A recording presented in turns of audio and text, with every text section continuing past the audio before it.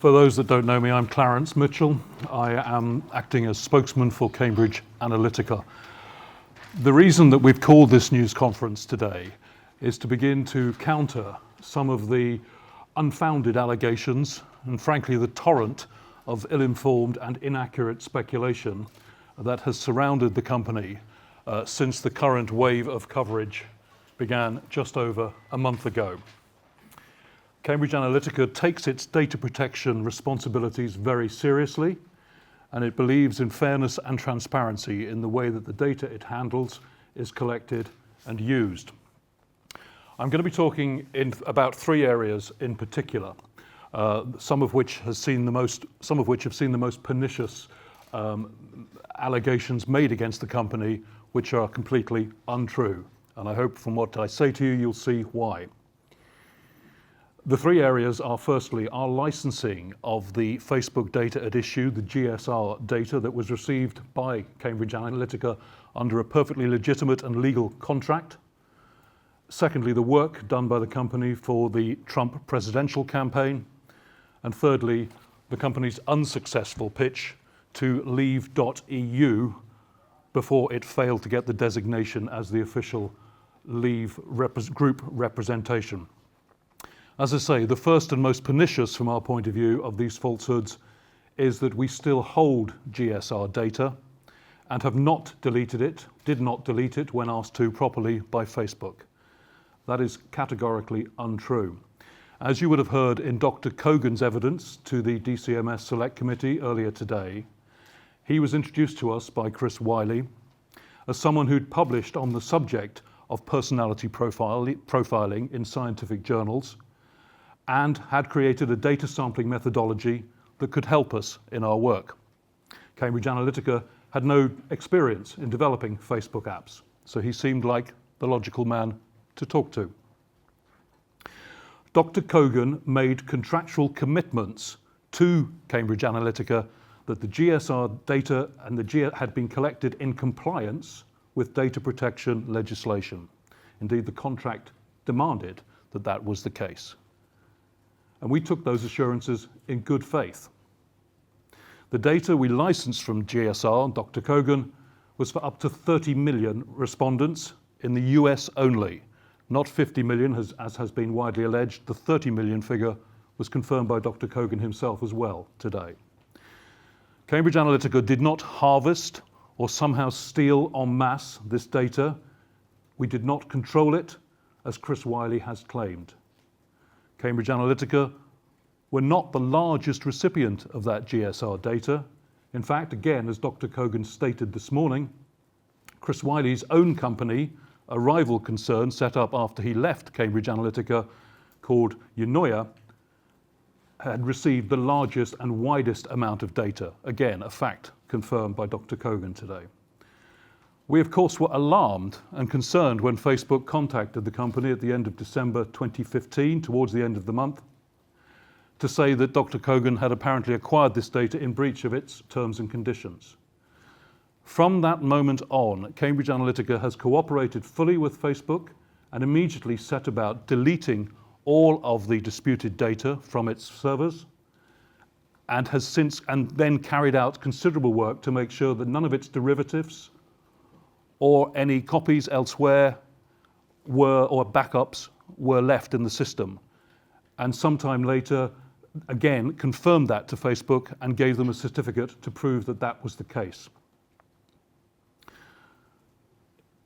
Cambridge Analytica did not share that GSR data with any other party at any other time.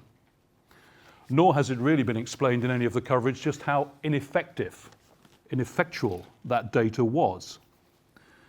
We tested the data at issue in 2014 and 2015, before Facebook made its complaint, to see if it was possible to define categories of people with similar personalities in such a way that it might be possible to improve the performance of advertising campaigns. Again, the idea of using data analytics for targeted advertising in both political and commercial campaigns is nothing new. Cambridge Analytica's research showed that the personality types licensed by the Kogan data underperformed when compared to more traditional ways of grouping people by demographics. For example, when they studied the effectiveness of the advertising using those personality types as identified by the Kogan data, as compared to more conventionally targeted advertising, by comparing the number of clicks for every dollar spent, the Kogan data was shown to be virtually useless in that it was only just above random guessing in statistical terms. Certainly less accurate than standard off-the-shelf demographic segments. And Dr. Kogan again himself confirmed today that GSR subsequently discovered that this data was, in his words, highly inaccurate. And therefore, as a result of that testing, Cambridge Analytica did not use the data further. Instead, it moved on to providing more conventional data modeling for donors, persuasion, and turnout on Ted Cruz's presidential campaign in 2015. And as a result, Cambridge Analytica decided later to collect its own personality data through marketing research panels, proper interviews with proper consents gained, and the full consent of each respondent, so that it actually had more accurate data than the Kogan data had proved to be. Second, the second area that the company wishes to make its position quite clear today on is the work that it has done on the Donald Trump campaign in 2016. The firm did work for Donald Trump for 5 months. That's only a third of the time that previous digital campaigns for the Obama and Clinton campaigns had had time, and often typically 18 months to 2 years to develop successful campaigns using digital analytics.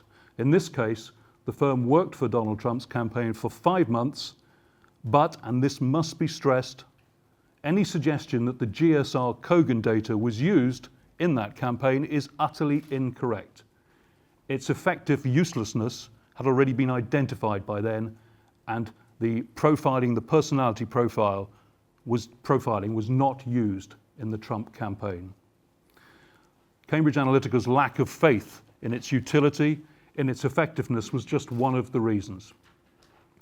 For the Trump campaign, access to the Republican National Committee data was used, and publicly available data such as the voter registry and commercially available data sources were used. Again, I stress, perfectly normal in modern digital campaigning to identify possibly persuadable voters to receive targeted advertising and mailings. Thirdly, we come to Brexit in the UK, the European referendum.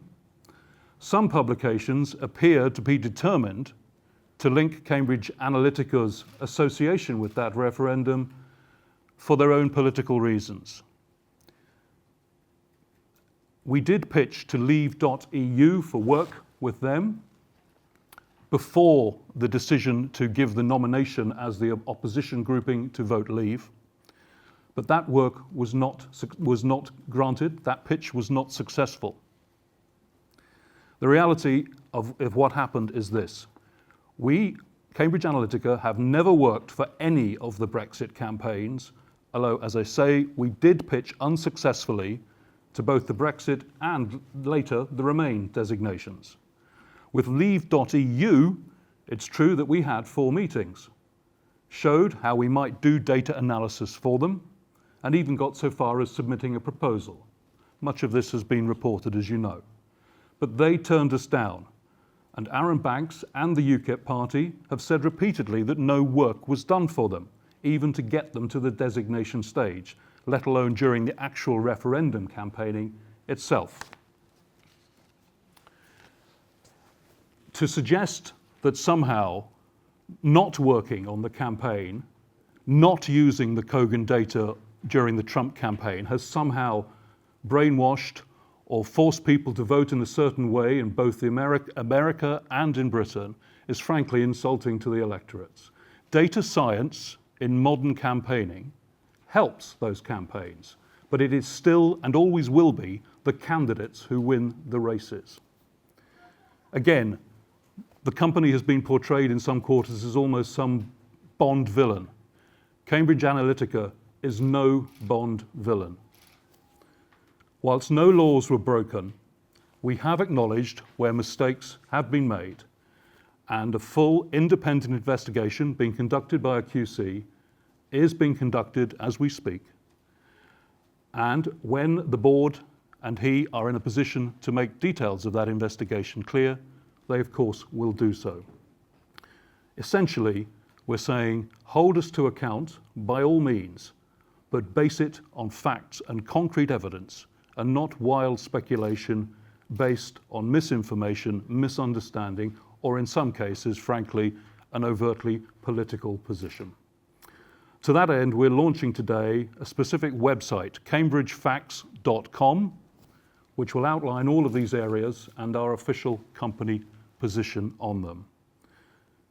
Those responses stand as Cambridge Analytica's broad position on all of the areas, but of course I'm happy to take any questions now for a few minutes within reason.